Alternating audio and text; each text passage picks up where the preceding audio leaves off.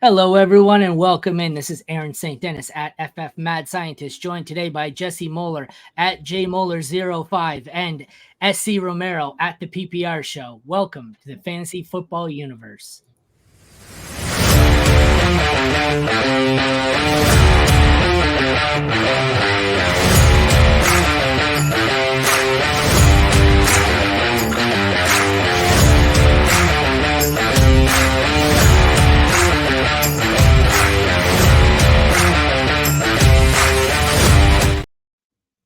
And by the time our intro was over, SC's lunch was over and he had to go back to work.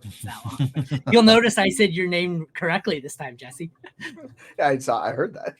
All right. Welcome into the 2024 rookie sneak peek for Penn State tight end Theo Johnson. This one was written by me. If you'd like this full write-up of him and every other prospect, I think we've got the top 150 IDP and offensive rookies. Head over to fantasyfootballuniverse.com. Let's get right into it.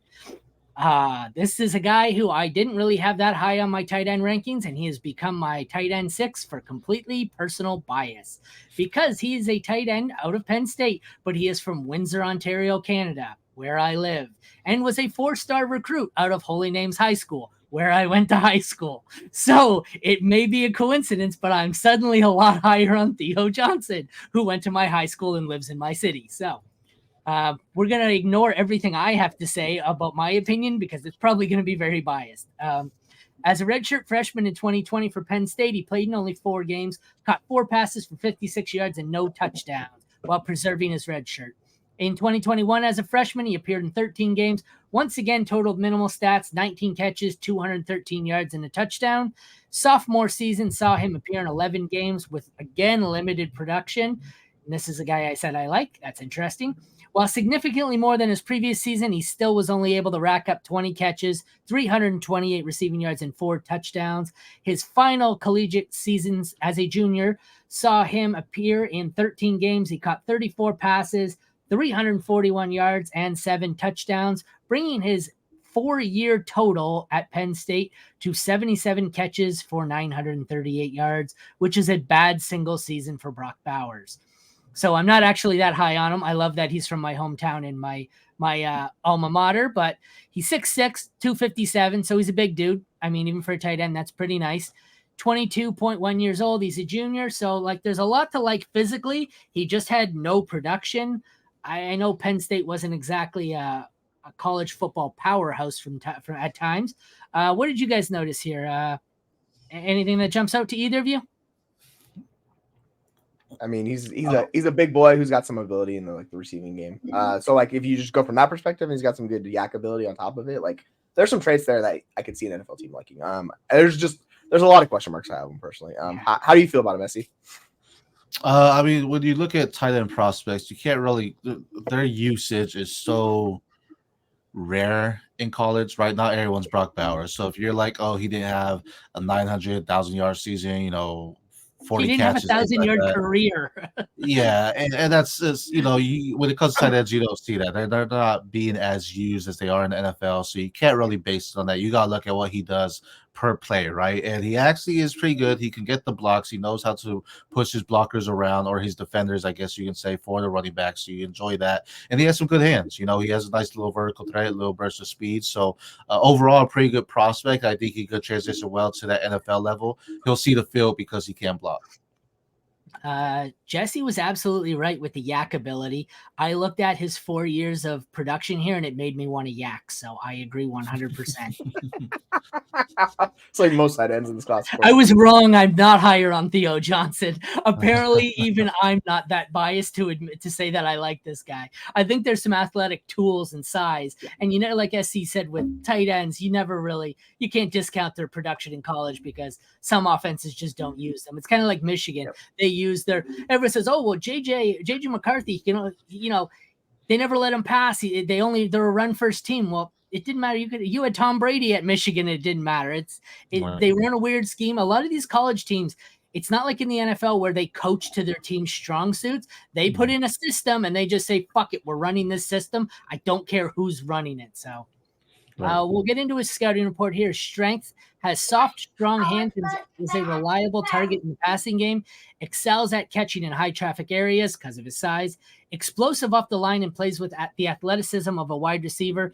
Is a physical field stretcher as a playmaker and possesses an alpha mentality on the field. So for me, it was all about size and strength. He's a big dude, big physical guy. Was there anything that really stood out for either of you guys as a strength? No, I mean, that's what you said. You just said it on the money. That size and strength, and that allows him to be physical at the line. I mean, you hit it on there too. And not only when he has to go out for the route running, but again, that blocking. And, that's something that when I look at the tight ends, that's a big thing because you want to see a tight end that has that blocking ability so they get some field opportunity, some playing time. And that's something I think that Theo Johnson will do at that next level and get him some field opportunity there. This one to me has Darnell Washington 2.0 written all over it, kind of like. Yeah, he's not the blocker that Washington is, though. Like, Washington is a good blocker. Like, I think Johnson actually has more capability as a receiver. It's a prospect. Like, we need time with him. It's not going to be day one. He's going to be a multiple year process where he could be a guy down the line. He's not Laporta. Yeah, definitely. Weaknesses, has a limited route tree and route running technique, has only played in a spread offense and could struggle to adapt to a different system in the NFL, lacks the chops as a blocker, as I said, despite the size, you said, he's big and should be good as a blocker, but his pad level is too high sometimes, technique's not great, so despite his size, he is not the blocker Darnell Washington was, lacks bulk on the line of scrimmage and is prone to being overpowered. So my main weakness here was that he's not a great route runner, and for all his size, he lacks technique, actual power, and all that as a blocker. So I think blocking was his. It's something he should be good at, and I'm pretty sure he could pack on some weight in the weight room and work on his technique. But as of now, blocking that should be a strong suit is a weakness for him because he's just not using his size properly. Yeah, they can coach that up though. Like if you go to a good offense, you're basically drafting him for traits you see, and this is the guy you're going to develop. So like it's very much the clay you're going to try to mold to what you want him to do offensively. So there are things that he does that are nice where you're like, oh, he does this well, or So like I get it why a team will take him in like the round 5 or round 6 in the NFL draft because there's stuff there that you like. He's a big guy. He can move. Like if you narrow it down to that, there's not many guys that can do that. So from that perspective, I'm fine with it. He's definitely one of your taxi players. You draft him to put him on taxi and see what he does.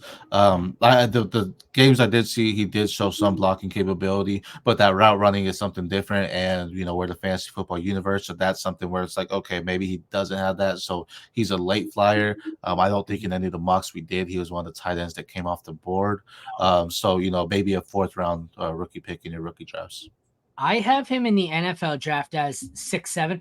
He may not come off the board in an NFL draft. I do think he goes late day 3. I have him to Carolina because I think it's a great situation where he's a multi-year player. He's a developmental player. And this is a spot where in Carolina, they have no one else. He could come in and be a day 1 starter while still being allowed to develop. He's not one of those guys who comes in as a day 1 starter like Dalton Kincaid, but where he's in a high pressure situation that could stunt his development. He's going to come in Carolina. They're all learning on the job. So if he comes in and he stinks it up for 4 games, he's not going to have to worry about losing his job. He can be a developmental player while learning on the fly. So he gets the best of both worlds where he gets to learn from actual experience, but he still gets to learn. So that's where I like him. But like I said, if you told me he went undrafted, I wouldn't fight you on that. I also don't mind Cleveland, but I think Cleveland is one where he's going to be sitting on the bench for a while, learning behind Njoku.